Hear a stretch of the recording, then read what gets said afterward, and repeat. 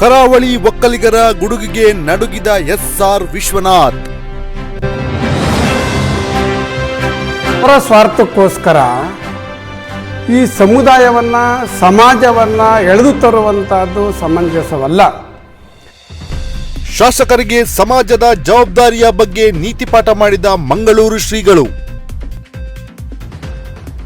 ಈ ಪ್ರಾಂತ್ಯದಲ್ಲಿ ಕೆದಂಬಾಡಿ ರಾಮೇಗೌಡರಂತಹ ಧೀಮಂತ ನಾಯಕರು ಸ್ವತಂತ್ರ ಪೂರ್ವದಲ್ಲಿ ಹೋರಾಟ ಮಾಡಿರ್ತಕ್ಕಂಥ ಒಬ್ಬ ಧೀಮಂತ ನಾಯಕ ಇಂತಹ ಒಕ್ಕಲಿಗ ಸಮುದಾಯದಲ್ಲಿ ಹುಟ್ಟಿ ಬೆಳೆದು ಹೋರಾಡಿದಂಥ ಇಂತಹ ಮನುಷ್ಯ ಬದುಕಿ ಬಾಳಿದಂತಹ ಪ್ರಾಂತ್ಯವನ್ನು ಅವಹೇಳನಕಾರಿಯಾಗಿ ಹೇಳಿರ್ತಕ್ಕಂಥದ್ದು ಸಮಂಜಸವಾಗೋದಿಲ್ಲ.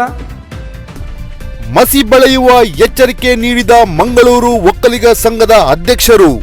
ಎಲ್ಲ ತಿಳ್ಕೊಂಡು ಮಾತಾಡಬೇಕು, ಬಾಯಿಗೆ ಬಂದಾಗ ಮಾತಾಡತಕ್ಕಂಥದ್ದಲ್ಲ. ನೀವು ಮಂಗಳೂರಿಗೆ ಬಂದರೆ ನಮ್ಮ ಮಂಗಳೂರಿನ ಒಕ್ಕಲಿಗರು ನಿಮಗೆ ಮಸಿ ಬಳಿತಾರೆ. ಮಂಗಳೂರು ಕಡೆ ಗೌಡ್ರು ಅಂತ ಯಾರು ಹೇಳೋದಿಲ್ಲ. ಮಂಗಳೂರಿನ ಒಕ್ಕಲಿಗರು ಅವ್ರ ಒಕ್ಕಲಿಗರ ಗೌಡ್ರ ಏನು ಅಂತೇಳಿ ಸರ್ಟಿಫಿಕೇಟ್ ಕೊಡಲಿಕ್ಕೆ ಎಸ್ಆರ್ ವಿಶ್ವನಾಥ್ ನಾಲಾಯಕ ವ್ಯಕ್ತಿ. ಅವ್ರ ಹತ್ರ ನಾವು ಸರ್ಟಿಫಿಕೇಟ್ ತಗೊಳ್ಬೇಕು ಅಂತಿಲ್ಲ. ನೀವು ಹೇಳಿಕೆ ಕೊಡ್ತಾ ಇರ್ತಕ್ಕಂಥದ್ದು ಸಮಾಜವನ್ನು ಒಡೀತಾ ಇರ್ತಕ್ಕಂಥದ್ದು. ಇಂಥ ಹೇಳಿಕೆಗಳು ನಿಮ್ಮ ಸ್ವಾರ್ಥ ರಾಜಕೀಯಕ್ಕೆ ಬಳಸ್ಕೊಳ್ಳುವಂಥದ್ದು ಸಮಂಜಸವಲ್ಲ, ಅದು ಸರಿಯೂ ಅಲ್ಲ. ಅದರಿಂದ ಈ ಹೇಳಿಕೆಗಳನ್ನು ಈ ರೀತಿ ಮುಂದುವರೆಸಿದ್ದೇ ಆದರೆ ಇಲ್ಲಿಯ ಭಾಗದ ಎಲ್ಲ ಧೀಮಂತ ನಾಯಕರು ಮುಂದಿನ ಹೋರಾಟಗಳನ್ನು ನಿಮ್ಗೆ ಯಾವ ರೀತಿ ಮಾಡಿ ತೋರಿಸ್ತಾರೆ ಅಂತಕ್ಕಂಥದ್ದನ್ನು ನೀವು ನೋಡಬೇಕಾದೀತು. ಕೊನೆಗೂ ಮಂಗಳೂರು ಒಕ್ಕಲಿಗರ ಕ್ಷಮೆಯಾಚಿಸಿದ ಶಾಸಕ ಎಸ್ಆರ್ ವಿಶ್ವನಾಥ್.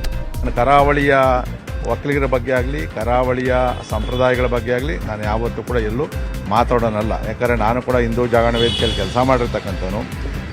ಕರಾವಳಿ ಭಾಗದ ಜನ ಏನು ಅಂತಂದು ಹೇಳಿ ನನಗೆ ಗೊತ್ತು, ಅಲ್ಲಿ ಸಂಘಟನೆ ಹೆಂಗೈತಿ ಅಂತೇಳಿ ಗೊತ್ತು. ಅಂಥ ಮೂರ್ಖತನ ನಾನು ಮಾಡೋಂತನಲ್ಲ. ನಾನು ಹೇಳೋ ಬರದಲ್ಲಿ ಏನಾದರೂ ವ್ಯತ್ಯಾಸ ಆಗಿದ್ದರೆ ಅದಕ್ಕೆ ನಾನು ಕರಾವಳಿ ಭಾಗದ ಜನಗಳ ಕ್ಷಮೆಯನ್ನು ಕೇಳ್ತೀನಿ, ವಿಷಾದವನ್ನು ವ್ಯಕ್ತಪಡ್ತೀನಿ.